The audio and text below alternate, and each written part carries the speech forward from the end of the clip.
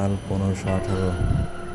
এই 1518 সালে এমন একটি মহামারী দেখা দেয়, যে মহামারীর সঠিক তথ্য আজও পর্যন্ত বিজ্ঞানীরা, গবেষকরা বের করতে পারেনি।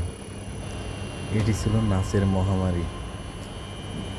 একজন মানুষ হঠাৎ রাস্তায় নাচতে শুরু করে, কিন্তু সে নাচ থামাতে পারছে না। একদিন গেল, দুদিন গেল, তারপর তার সঙ্গে যোগ দিল আরও মানুষ। কয়েক সপ্তাহের মধ্যেই একটি শহরের শত শত মানুষ অদ্ভুতভাবে নাচতে শুরু করল। কেউ জানে না কেন, কেউ জানে না কিভাবে এটা থামবে। ঘটনাটি কোনো সিনেমার গল্প নয়, এটি ঘটেছিল 1518 সালে ইউরোপের স্ট্রাসবুর্গ শহরে।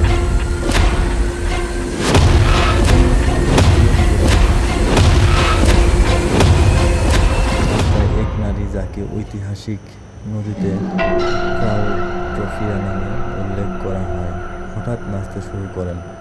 প্রথমে সবাই হয়তো ভেবেছিল তিনি আনন্দে নাচছেন, কিন্তু ব্যাপারটা স্বাভাবিক ছিল না। তিনি ঘন্টার পর ঘন্টা নাচতে থাকেন। কিছুদিন পর আরও কয়েকজন তার সঙ্গে নাচতে শুরু করল।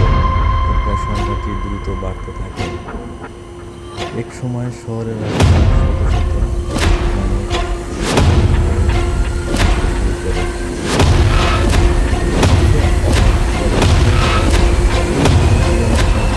ইচ্ছায় থামতে পারছিল না।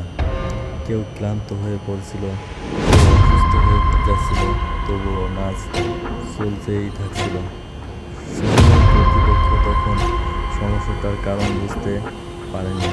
তারা মনে করেছিল সম্ভবত মানুষের নাচার সুযোগ দিলে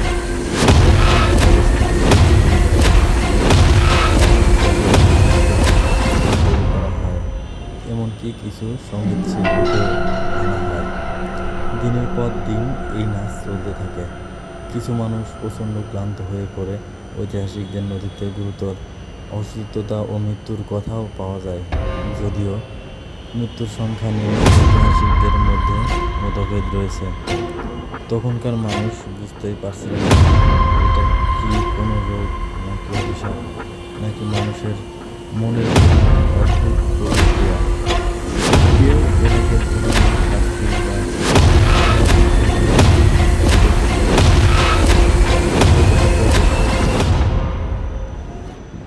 বিজ্ঞানীরা এই ঘটনার বিভিন্ন ব্যাখ্যা দেওয়ার চেষ্টা করেছেন।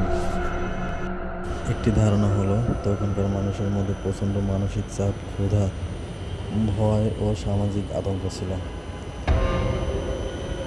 আরেকটি প্রমাণ করতে বিষাক্ত ছত্রাক আক্রান্ত শস্য খাওয়ার কারণে এরকম হতে পারে, এরকমটা ধারণা করা হয়। তবে সে ব্যাখ্যা পুরো ঘটনাকে নিশ্চিতভাবে ব্যাখ্যা করতে পারে না।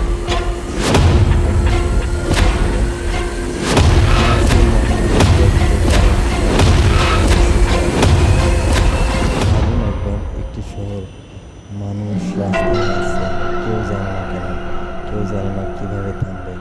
আর শত শত বছর পরেও ইতিহাসবিদরা সে ঘটনার সম্পূর্ণ রহস্য সমাধান করতে পারেননি।